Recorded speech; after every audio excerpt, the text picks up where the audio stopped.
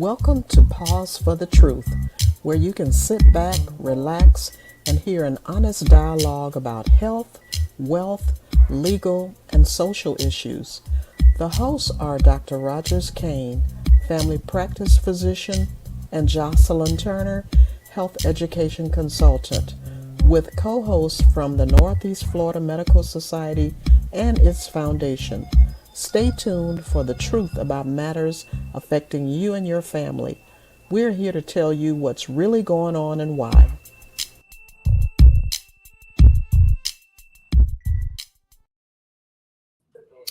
Good evening and welcome to Pause for the Truth. I am your co host, Jocelyn Turner. So wonderful to be here this evening, this warm day in Florida. Always have to give the temperature gauge because it is a warm day. I'm glad it's not a rainy day, but it's a good day here in Northeast Florida. We have an exciting show, great discussion tonight. Looking forward to it. Have two of my favorite people, and I am just so pleased that they're both able to join us. One you've seen before, the other is a newbie popping in, but we're appreciative of having them both. Before we get started in the discussion, of course, I have to bring in my co-host who's taking a sip of something. I don't know, Tyrone, what's in that cup, but Florida A&M University cup. That doesn't answer the question, though. Yeah, I got some juice. I haven't eaten anything today. I'm juicing. Hey, Dr. Kane, how are you doing this evening? I'm doing absolutely fine. I would have to agree with you. Two of my favorite people I've spoken with Miss Anita Spencer, and simply because Mr. Spencer is married to her, he automatically get incorporated as one of my favorite people. I appreciate it. And coming from behind the scenes, which I don't know why I keep using that name, that terminology from behind the scenes, because he is the I'm going to call him the pop in and out guy, our technology engineer, as he says, Tyrone Jackson. How are you doing, Tyrone? I'm doing wonderful. Thank you, Miss Jocelyn, and just glad to be here again. I echo your sentiments. A beautiful day here in Northeast Florida. And a wonderful topic nonetheless. And joining us, as mentioned, are Carlos and Anita Spencer. Again, Anita is not a stranger to us because she's been on several times. And we told her from the very beginning when she was first appeared, oh, we want to have you back because Anita has a lot on her mind. And when we tossed around the topic of discussing Juneteenth, Anita, you were the first person that came to mind for us because of the energy you brought and because of your passion for Black businesses, for the Black community in general. So how are you doing this evening, Anita? I'm doing amazing, actually. I'm a little hot. We've been working. We had another project we were working on today, but we are doing amazing. Working is good. Yes, yeah. Indeed. And joining you is your husband, my friend, Carlos Spencer. How are you doing, Carlos? I'm doing wonderful. Thank you guys for having me, and I'm looking forward to an amazing show. Absolutely. So let's get into it. And the first question that I have to ask, because I'm amazed that people don't understand what Juneteenth is. Mm-hmm. So break it down for us. What is Juneteenth? Anybody? Which one of you would like to tackle that for us? Well, I want to first start off by saying that it used to be called Freedom Day and Emancipation Day. So that was our first thing, that we had another name for it prior to Juneteenth. Juneteenth, of course, is associated with the day that General Gordon Granger rode into Texas on June 19th, 1865, and announced that 2 years ago, Abraham Lincoln signed a bill setting you free. So one of the reasons that we celebrate is because those dear people out in Texas and a few people here in Florida and some other places out west, they didn't find out until 2 years later that they were free. And so we have to celebrate along with them, I feel, because that's when the freedom really started, is when the people out west knew. And think about just really, if you really grasp what that means, I mean, think about something that's very important in your life, right? And you think about you don't get news of it until 2 years later. Just the whole significance of that, right? And the thing that we take for that we have access to nowadays, the cell phone, right? Which makes us so aware and in tune and find out about stuff so quickly. So I can only imagine how people felt like, what? 2 years later? Are you kidding me? Can you imagine? I couldn't. We can't imagine at all. Really. And the thing, right? And people take so much. We take so much for granted. Go ahead, Carlos. Were you going to say something? So what I was going to say was it was amazing for me because we had got booked in Dallas, Texas, like in 1995 for a Juneteenth celebration. I had no idea what it was. Being that, the enslaved Africans had no idea they were freed for 2 years before, were freed, and they didn't know it for 2 years.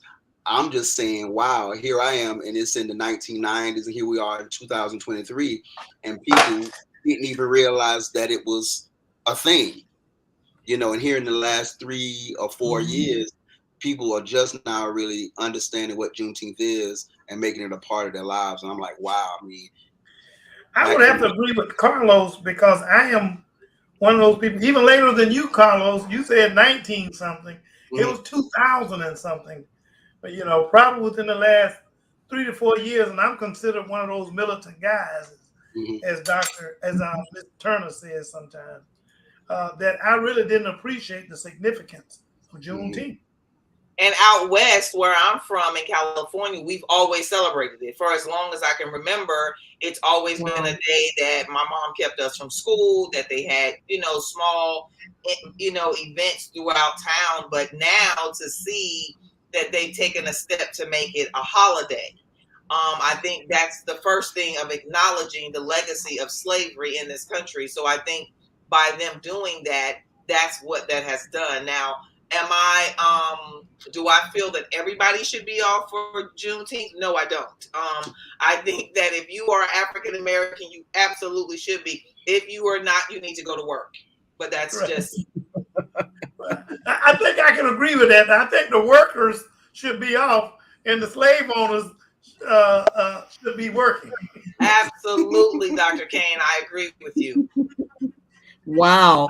And I the thing that gets me though is that I hope does not happen, as with so many holidays, that it becomes so, it's just another day off, if you will, that you lose the significance and meaning of it. I want to share something that someone posted on Facebook today that I thought was just so important with other discussions, Anita, that we've had with you.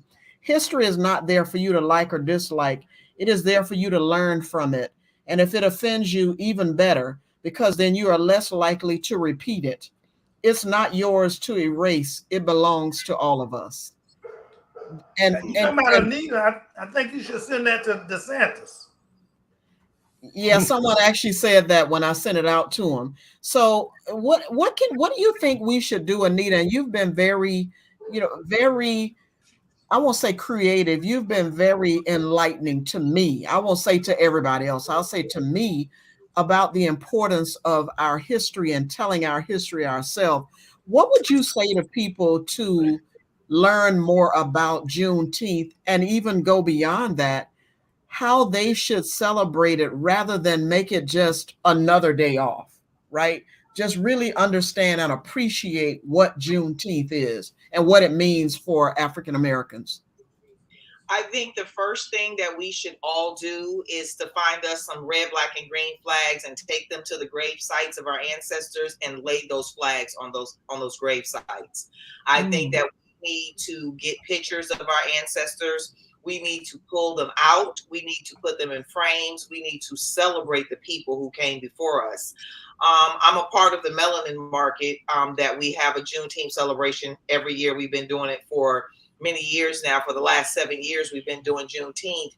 And what's important this year is we're actually going to be doing a historical tour through the old cemetery, because we need to talk about our ancestors. We're going to put flags on their graves because we need people to understand not only is Juneteenth about celebrating a holiday, it's about the people who came before us and who were misinformed about their freedom. That's what's important to understand and remember. I'm going to play devil's advocate on this one. And when we go to the cemetery, I'm all in favor. Don't get me wrong. When we go to the cemetery, are we going to know, are we going to discuss what that person, discuss their lives? Absolutely. Right. Okay. Yeah, so we're going to when we do the tour, we absolutely are going to make sure that we let everyone know who these people are, why they're important. They built Jacksonville. A lot of these people, they were significant members of our community, and we even have in that old cemetery a Ghanaian princess who was buried there. She had three.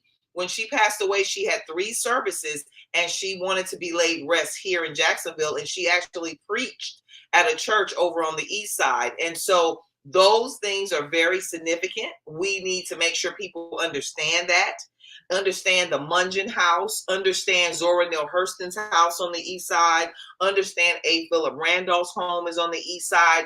Those people are to be celebrated. They help build not only Florida, but when you look at A. Philip Randolph, he is the one who created and did the March on Washington. He invited Martin Luther King to the March on Washington. Martin Luther King didn't invite him, and he's from right here in Jacksonville. I just want to suggest that we make sure that we fully record that. Oh, absolutely. Okay. Absolutely. Absolutely. I'm embarrassed, though, that you named different folks who have homes in Jacksonville that I didn't know. Right. I didn't know that Zora Neale Hurston had a home in Jacksonville. Right. So look, somebody from the West Coast, Dr. Kane, had to tell us Floridians this, right?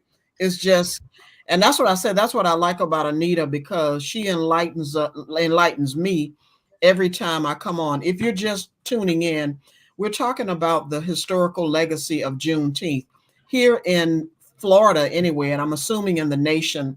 Many of us have the day off on June 19th.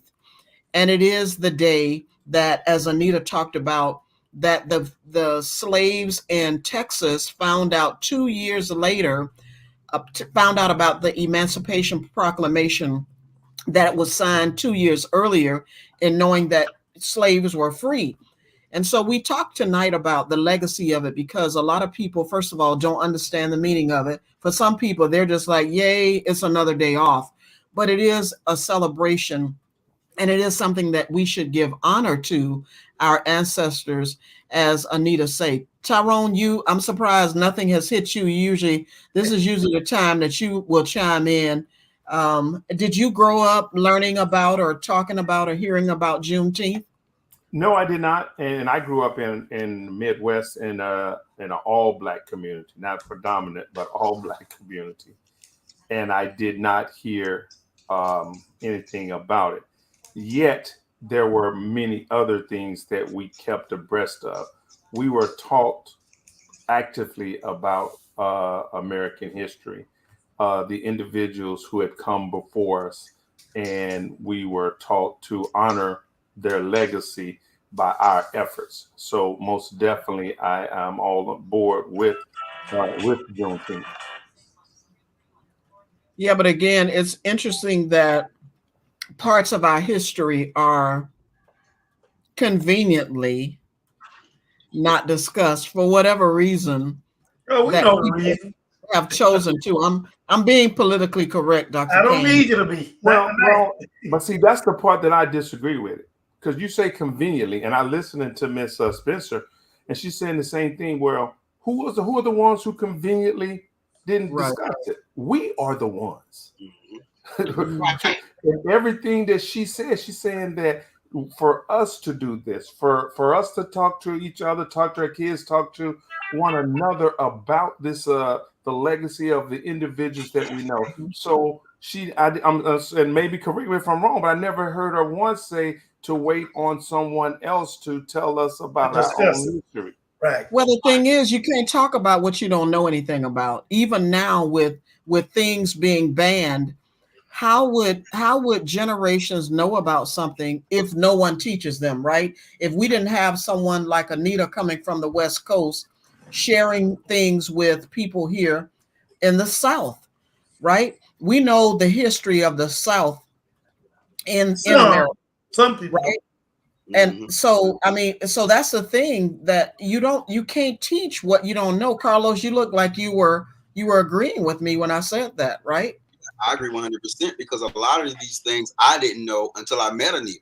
And, and I appreciate my wife so much because she, in essence, introduced me to my blackness. Now, I know I was black, I know I'm a black man, but really understanding what that meant and who I was, my wife really introduced me to that. And that's what made me go on a quest myself to really look and explore and understand that, wow, we are amazing people, and we have a rich history, and it needs to be explored, learned, and taught. And like you said earlier, no one else should have that responsibility of teaching our children who they are.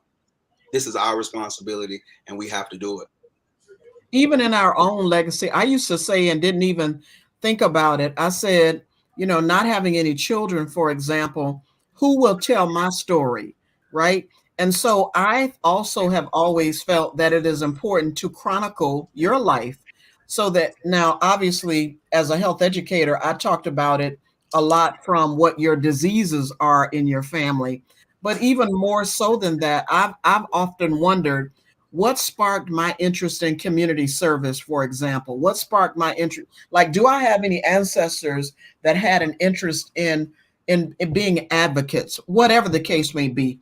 And so, as our grandparents and great grandparents are leaving and no longer with us, those stories, if untold, are gone to their graves. So it's really so important to sit down. We've talked about, my friend Lorene husband has talked about having those discussions around the tree with our ancestors, right? Getting, even if your ancestors, your grandparents or great grandparents are no longer here, your parent might be. No matter what generation you're from, just sit down and have a conversation about your legacies, history, so that those stories will continue to be told. Dr. King, were you going to say something?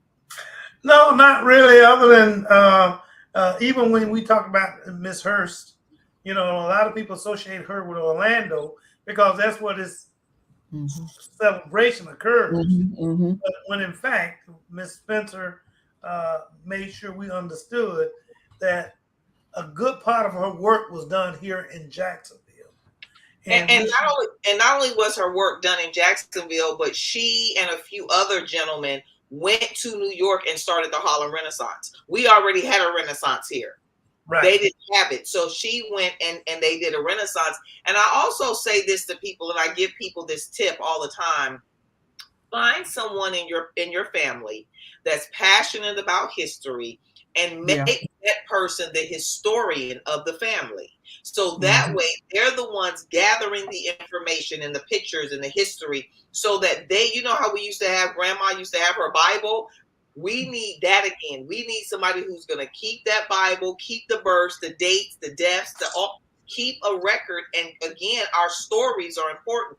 So it's almost like no matter what has happened in history, it's always one person to go back to tell what happened. You need a storyteller. You got to find someone in your family that is willing to be the historian and to keep all of your things. My mother happened to be that person in our family, and she's the matriarch, so she's passed all that down to me. So we have to make sure we find someone and designate them to be our family historian. Well, that gives a little background on why you're the way you are, because it was passed on to you. Absolutely. I got one of my daughters. She is always asking questions. She's always trying to do it. We got that great big old, and I'm not exaggerating, big old white family Bible. It's white on the outside. The cover, not the people.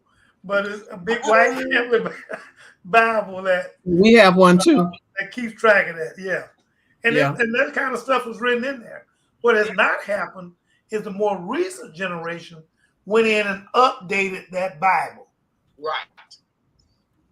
Well, I think we. I want to make sure that the viewers and listeners don't miss the point. It is the starting of the conversation that makes these other things possible.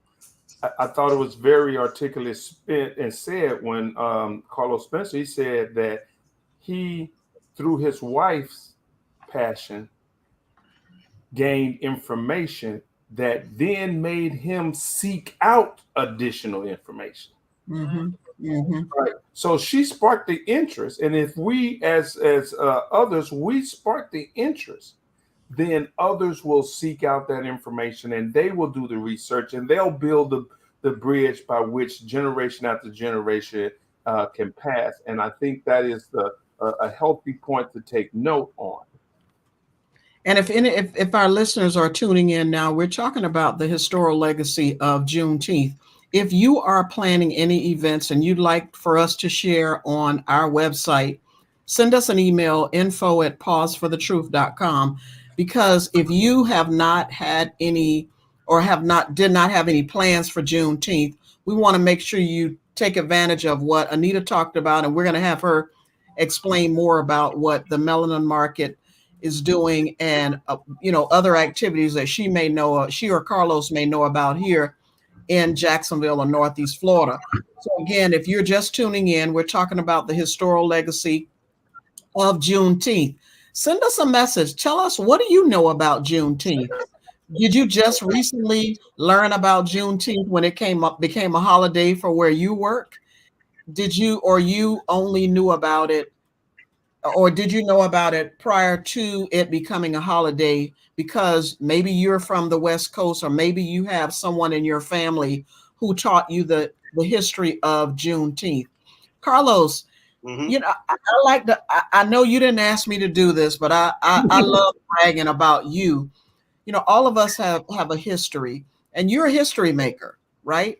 And I don't want to tell any story about you that you don't want to tell about yourself, but the things that you've chosen to do in your life, as far as all the wonderful things you've done, do you share the story of how you got started in the entertainment industry, for example? What sparked your interest in that? Is it because of a family legacy, or are you the beginning of that legacy in the entertainment industry? Well, I kind of got it on both sides. I found a love and passion for hair at a young age. And I share a story often about me being introduced to my eldest brother at 12 years old. And he was what you would call a celebrity hairstylist back in the 80s. He worked for a huge company called Luster Products. He helped them, he helped them develop their first at-home curl kit, which was the S-curl. So, and he was the tech that they would send to do all of these celebrities. So I was 12, met him in Port Arthur, Texas at a family reunion. He opened up his portfolio, and inside he was doing Prince, Michael Jackson, Luther Vandross, any of those brothers who had that baby hair back in the day. Back in the day is a key word. My brother, fried died and laid to the side. My brother was the tech that they would send, and this was in the early 80s.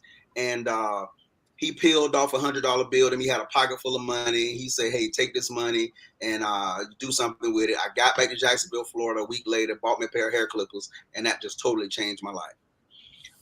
Started there, and by the time so that kind of sparked the interest in hair and became successful at that, but also started dancing at a young age for my brother's group back in the 80s. I was about 14, 15 years old, going out with him, and then that sort of gave me the bug to pursue more in music. And so out of that came, us being the first platinum selling rap group in Jacksonville. We went on. And that will be who? 95 South. Whoop, there it is. Yeah. And from the Chill Deal Boys was the group I was dancing for, and that was pretty much the foundation. And from there, we spawned 95 South, which I'm a member of. And then from there, we produced 69 Boys with the Tootsie Roll, and then Come Ride the Train to Space Jam and other records like that. So I share that story often, not only with a lot of my clients, they are interested somewhat, but mostly the youth. You know, I had a chance to have a music mentoring program that I was doing over at the YMCA. And I had to share that story with some young kids just to let them know that no matter what your circumstances are, you have to, even in music, one thing about us that made us successful and the reason why we're still getting booked today, 30 years later, is we were able to project what we wanted to be and where we wanted to go. Not so much our circumstances, because we all have a story. We all, you know, come from a place, you know, where, you know, it was hard, the projects, you know, welfare, all of that kind of stuff. But we didn't wallow in that. We wanted to project and make music about the future, and that's what we did. And here we are 30 years later, and we're still relevant. As a matter of fact, on Juneteenth, unfortunately, I won't be here to be here to support my wife. I'll be in New Jersey, Atlantic City. We got invited to the 50th anniversary of hip hop concert up in New Jersey. And it's going to be 50 groups performing in one day. So we're going to be on the stage with some of the. Oh, that's going to be wild. Yeah, the pioneers of hip hop. I mean, everybody from the Sugar Hill Gang to Melly Mel, Kool Moe D. Nice. Is Luke going to be there? Luke, I didn't see Luke on the thing. Watch out for Luke. Watch out for Luke. You know what I'm saying? But definitely Luke is a pioneer, and he's one of the main reasons we decided to do the genre of music that we decided to go into, because he's the godfather of Florida, and we definitely stand on his shoulders.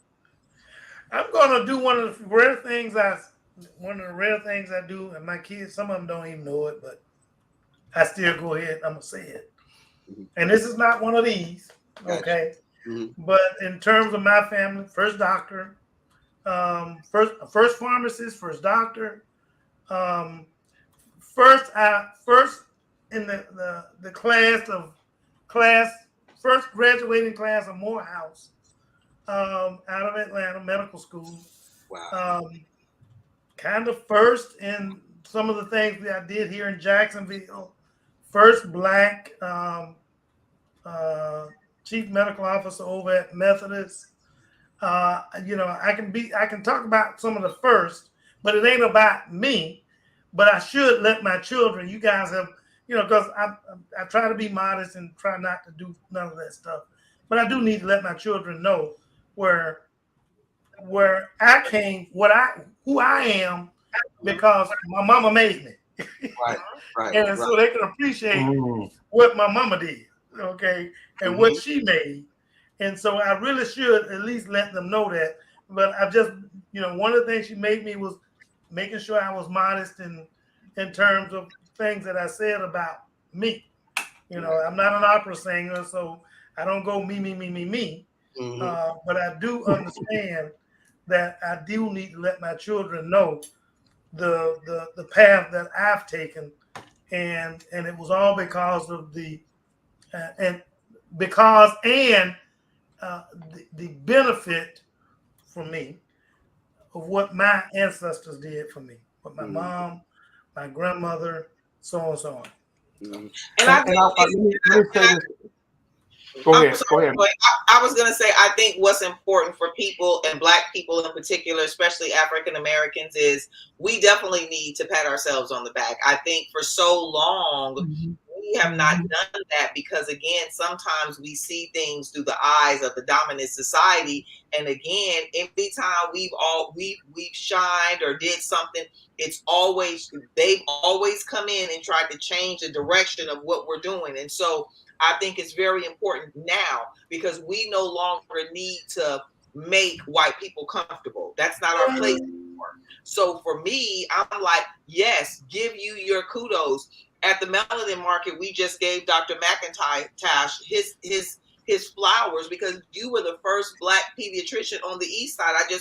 They showed me his offices yesterday. Like, those are the places that we need markers from the city and state to show this is a historical place. What you are doing is historical. And so that legacy has to continue. We have to continue with those types of things. And I'm going to share something with you guys about Juneteenth. I'm going to go back to Juneteenth.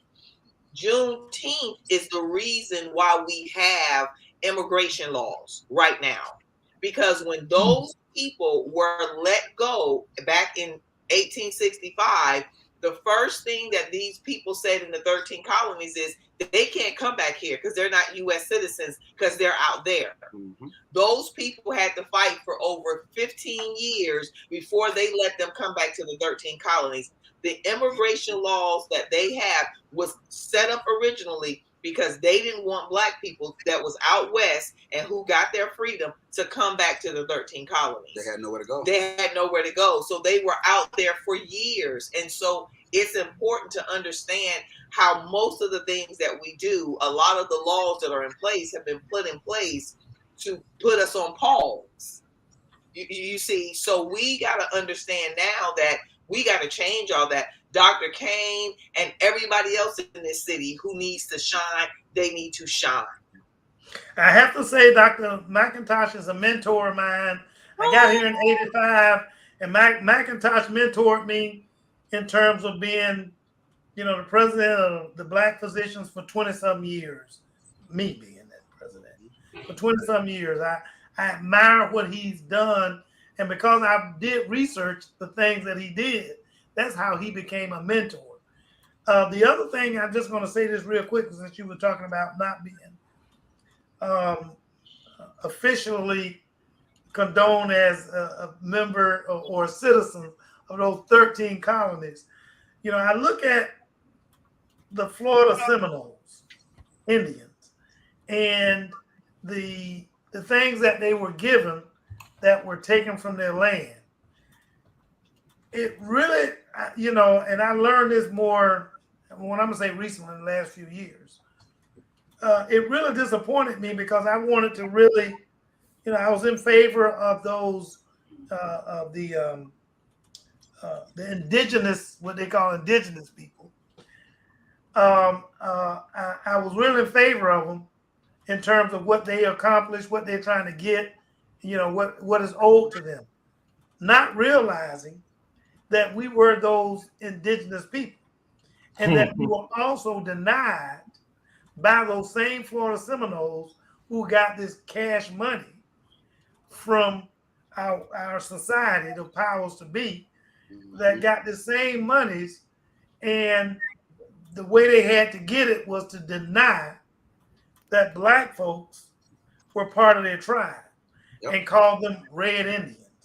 And they did what's called ethnic cleansing. They in order for them to get the things they got, because you got to remember, all 5 civilized tribes own Black people.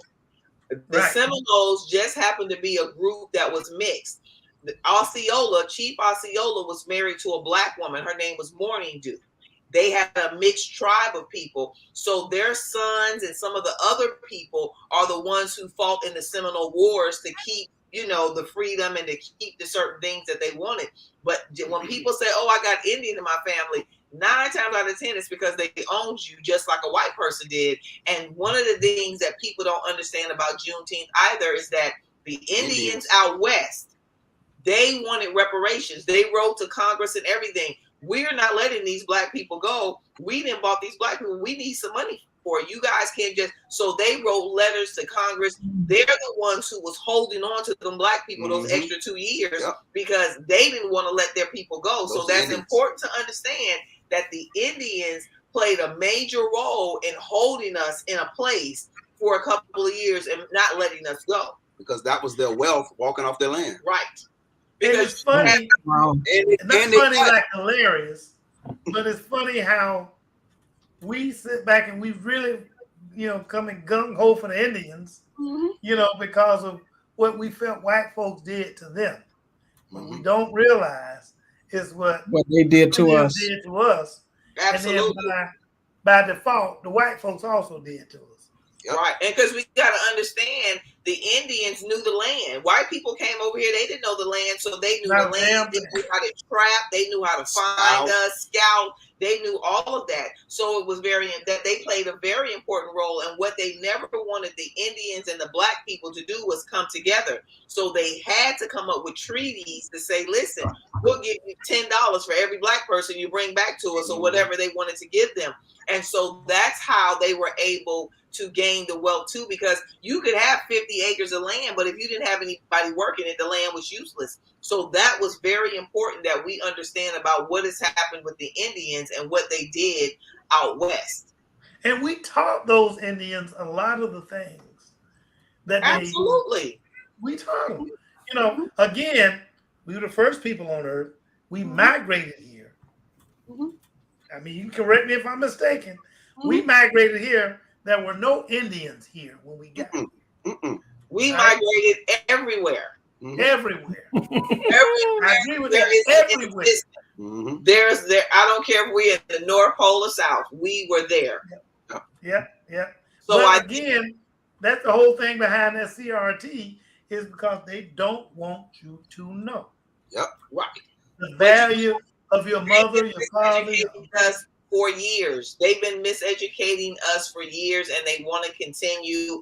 And that's why it is important to all the listeners, start you a library at home, teach your own kids, because even if they give us something, it's going to be watered down. It's not going to be the substance that we need to give our people. So it is very important that you take an opportunity to go and do some research for yourself, because there is no reason why in 2023 that black people are still going to college and that's the only time they learn about black history. That is a shame, and we should not even be there anymore. As much as black people have been through, we absolutely have to know we got to teach our kids and our families at home on a constant basis, consistency. Black people got to make sure we realize it's not about a feel-good mentality because white folks tell you to feel good about it. It's about a feel-good mentality because you know. Right. Exactly what happened. Yep. So Anita and Carlos, since I know where you traveled a couple of months ago and you want to go back in a few months, tell us what you learned about, or what you appreciated rather, about your trip to Ghana that we should consider doing here in the States. I mean, what piqued you that said, you know? Carlos, she's giving you that look. You know what was the biggest thing for me? I think, first of all, is the standards.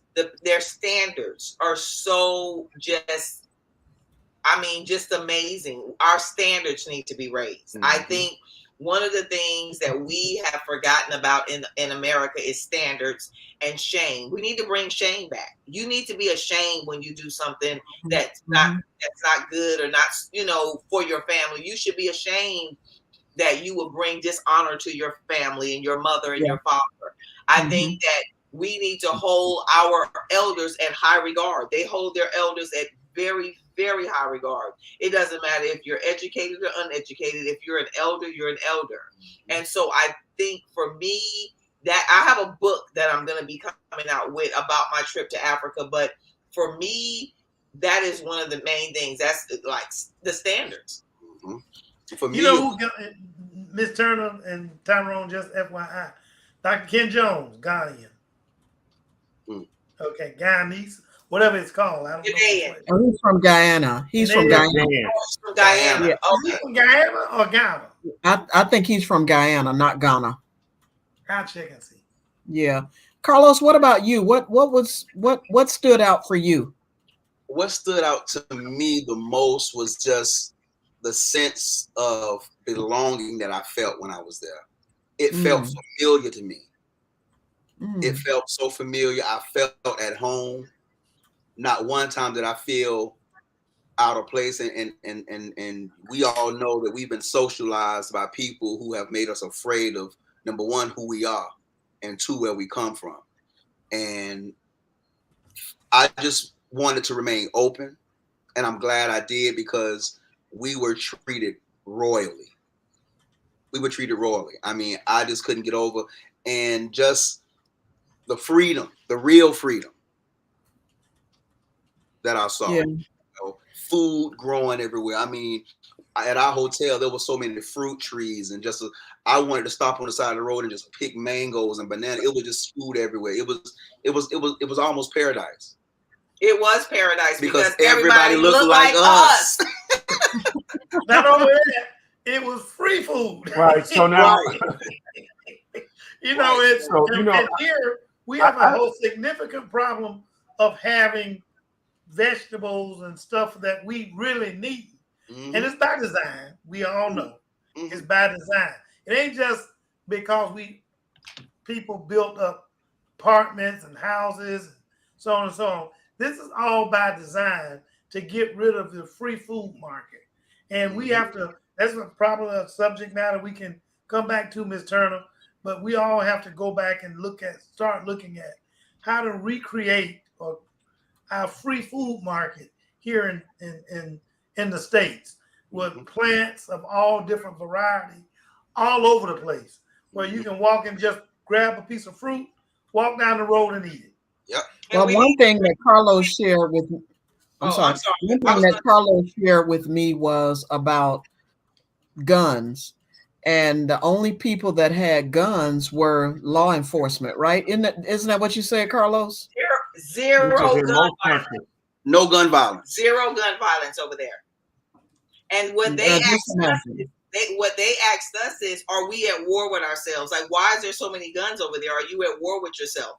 And you know what? I didn't even have an answer, because when we would go down in the lobby or where the television area was, and they would show, you know, another shooting in America, I just felt like, oh my goodness, I was so embarrassed, because I'm like, here we go again. It's another shoot. I think it was 2 major shootings, and we were only there for 8 days. Yeah, we look real crazy. We look real crazy over there, man. You know, and it's just a different view of the world when you're looking at it through the eyes of different people.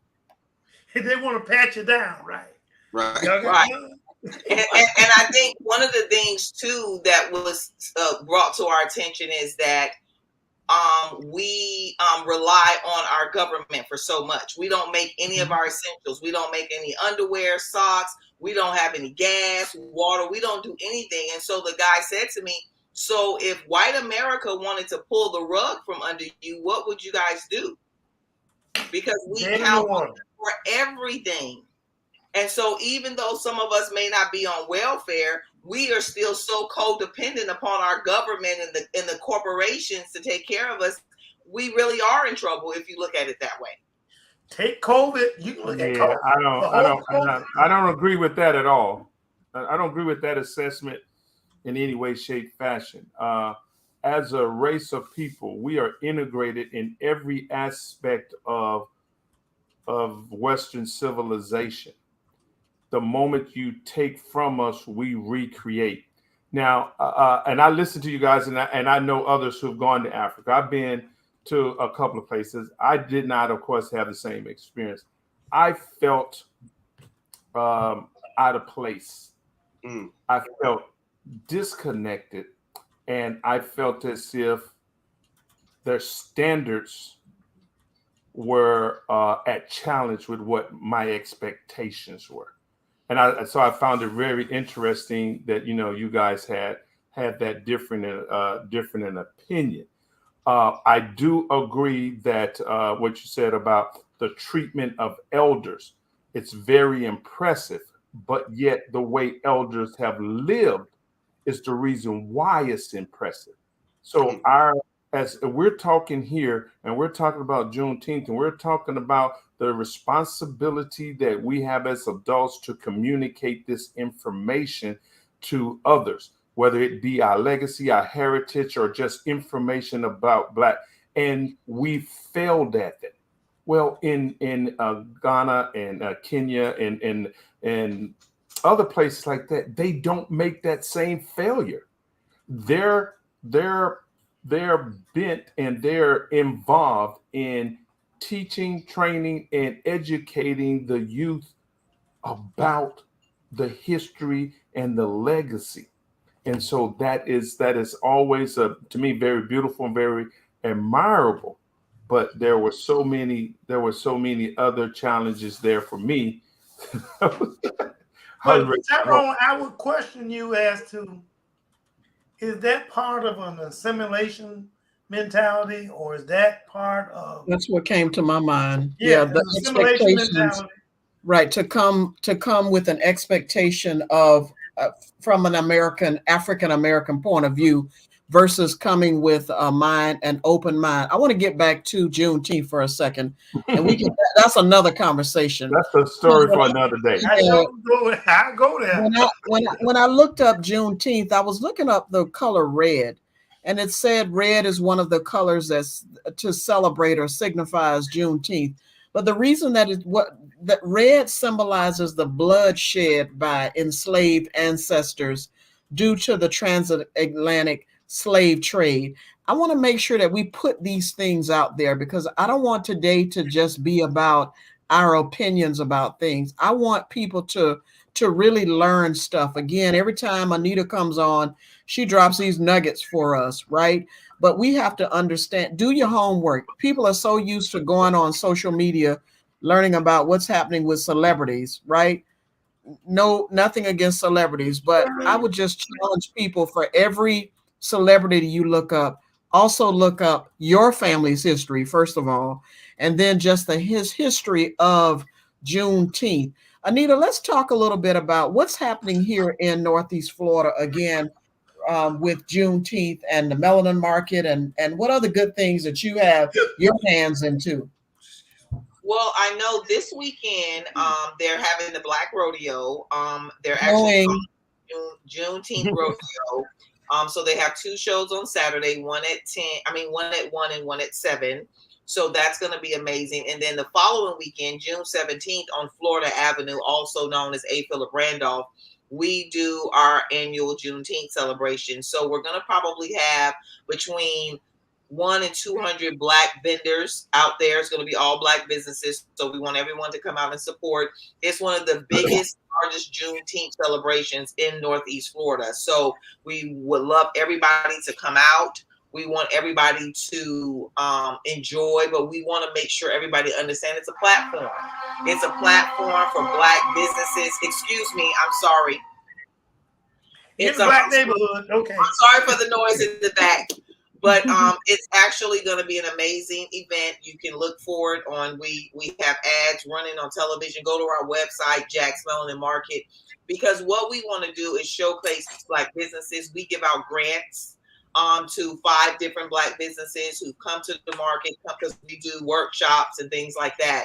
Because what you said is important. Not only are we here to talk to you about what's happening and your listeners, but we also want to give them resources, and resources is what our community has been missing for a while. So those are the things that we are doing to push our community forward, especially for Juneteenth, because if we're going to support, we need to keep our money circulating for as long as we can within our community. And my favorite slogan that I share with everyone at the Melanin Market when I host there is, when you shop and do business with a Black business, you impact a Black family. A Black family is impacted by you doing business with them. And that's very important, especially with Juneteenth coming up and what it signifies. Make sure you bring your monies to help do business. And we always do. Mm-hmm. Yeah. No, I don't mean you guys. I know you do. Well, I'm saying our listeners. But, even with our listeners, and I'm going to tell you something that's so interesting about Juneteenth and the Melanin Market and what we do is we have people from all over the city. We have Hispanic people, white people calling us, hey, can you guys bring the Melanin Market? And a lot of people don't understand, what is it that you guys have that we don't have? We have the same events. First, we got swag that you can never have. You'll never be able to get. It's just who we are. Secondly, we come with the intentions to support people. When we go to these events, Black people do come with the intent. We are the #1 consumer block in America. We come to spend money. That's what we do. And so that's why the success is there, because we intentionally come to support our vendors. Well, one of the things that we want to know is, do you get those vendors to come out on Juneteenth? What do we do for the rest of the year to promote these guys, these ladies, these gentlemen. And when I say guys, I'm sorry. That's okay. I get it. I think one of the first things is, like I tell people, even if you don't buy something from those people, grab a business card. And I think that even in your podcast, featuring a Black business every week would be really dope.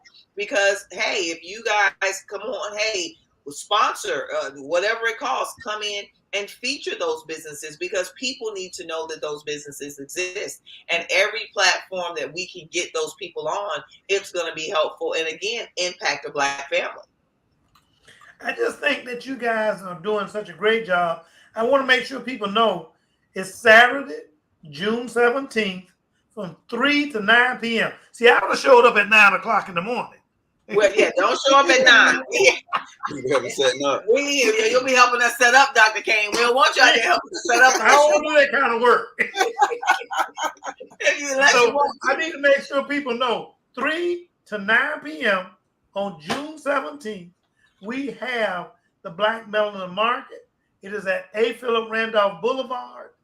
And I think people should will have a great time, and they should be entertained. I don't know what kind of entertainment you guys got.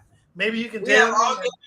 We have poets, we have local singers, and we're going to be from First Avenue at A. Philip all the way down to almost past Phelps and Union. So we'll have the whole block. We'll have 2 different stages, and we'll have a kids zone. We have a petting zoo. We have all of those things for kids. We have something for everybody there. And I think I just want to say this one last thing, Ms. Turner, before I wait a minute.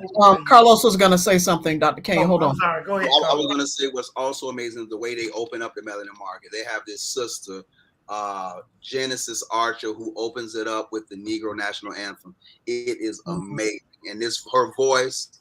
It rings through the market, and it just makes everybody stand there and just really soak it all in. So if you can make it, please come out, because it's going to be life-changing.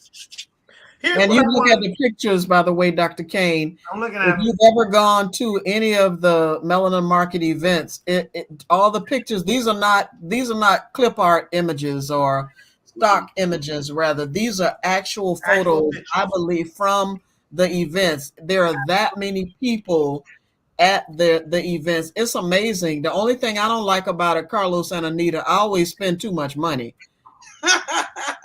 No, you don't. You don't spend enough. Let me, not with Black folks anyway.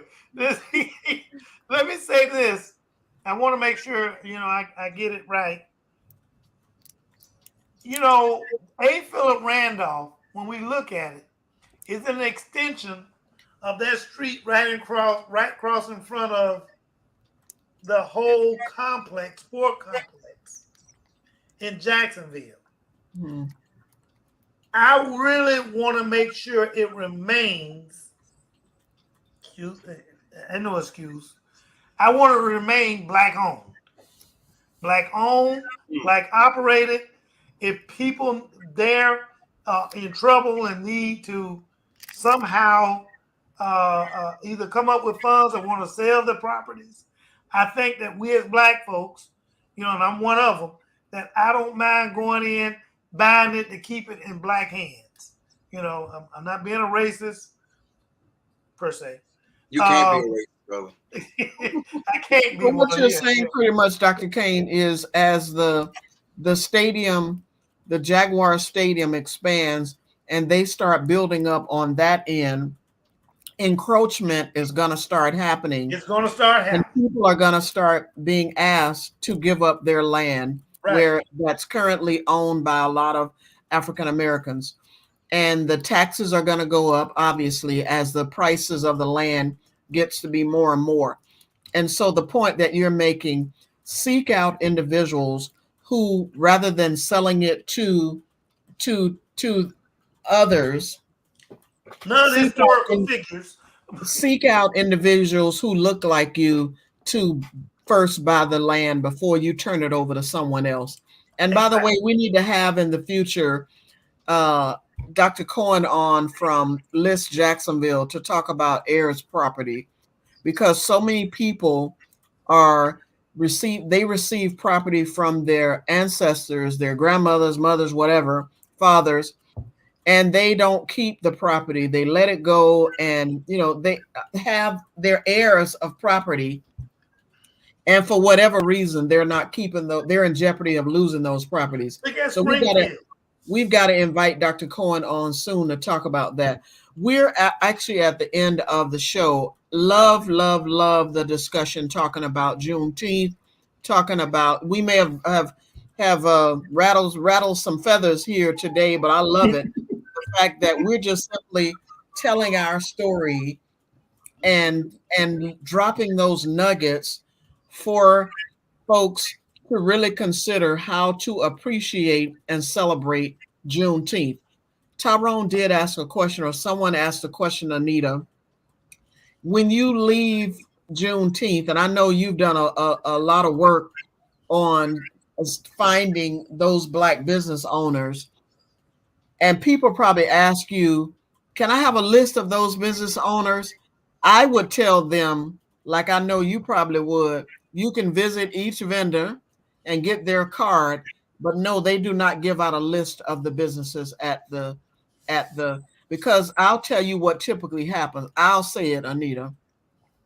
When you create something, somebody else wants to take what you've created, right? So no, they've worked hard to identify and build these businesses.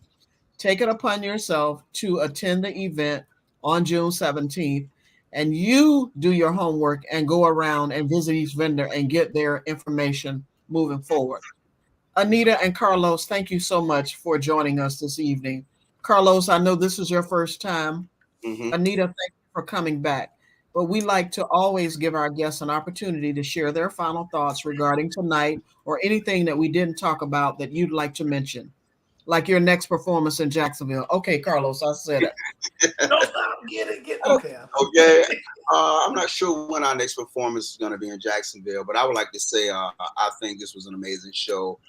There's so much we could have gotten into, but I'm glad that we did talk about the topics we did. And also, Brother Tyrone, I really would like to talk to you about your experiences in Africa and where you went, because I really want to, just kind of get in your head and see what your experiences were.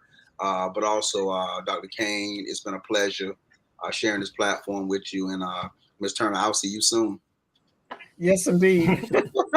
Thank you. Anita, what are your final thoughts regarding today? And you're right, Carlos, we just touched the surface. We have so much more to talk about, and we'll definitely have you all back. Go ahead, Anita. I love Pause for the Truth. I think what you are doing is amazing. I thank you for having us. I thank you for allowing us to be and say the things that we need to say without judgment. And I really appreciate your platform for that. And I just thank you for having us. And again, everybody, celebrate Juneteenth in your own way. Make sure you celebrate it for your ancestors and the people that came before you. And, that's all I can say. And Madase. All right. What did that mean, Anita? Now I'm curious.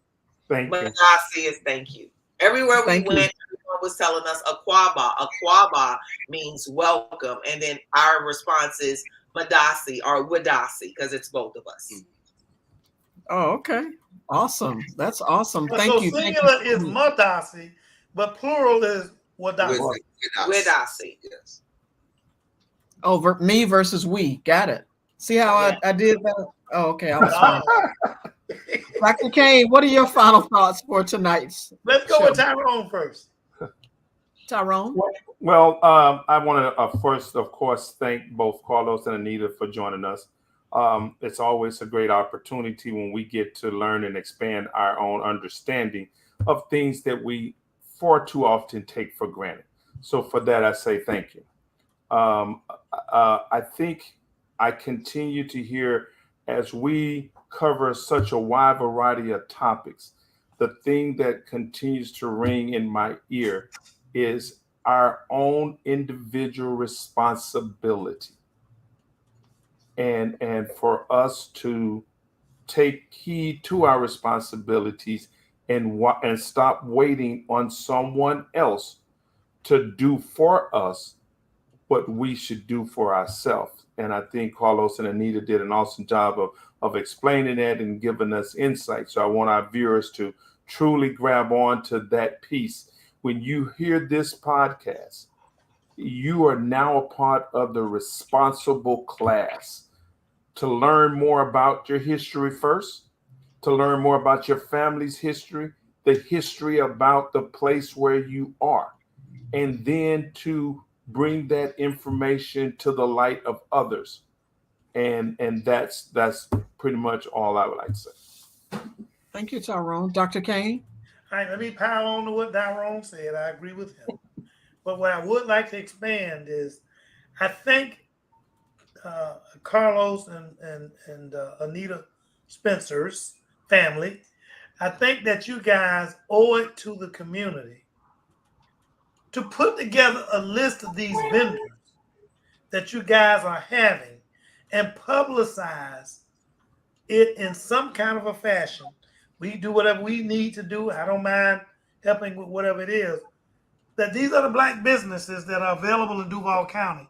And it's not only just food vendors, that we have plumbers, electricians, the things, those careers that are the future of our society. Mechanics, air conditioning repairmen. Not everybody needs to go off to college. I'm not saying don't go, but not everybody needs to go. Right. And so I just hope that you guys can start putting together a list.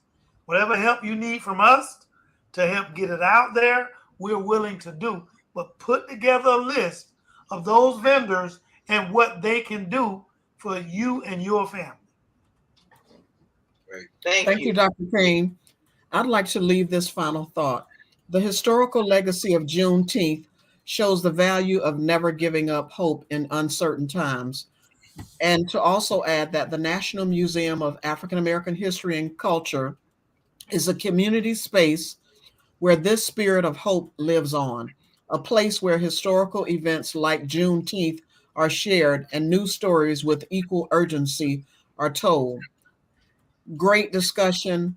Please learn and think about, study what you can do within your own families, and that might be just in your house, to celebrate the legacy of Juneteenth. As always, thank you to our guests. Thank you to our viewers for tuning in to Pause for the Truth. Next week, we're going to have a different discussion. We're going to talk about a topic that affects so many African Americans that people just don't think about until they learn about it, and that is sickle cell disease. Tune in next week for Pause for the Truth, and thank you for all of you who continually to support us by sharing the Pause for the Truth platform. Good night and have a great evening. Good night, and we will see you guys again. Yes, sir.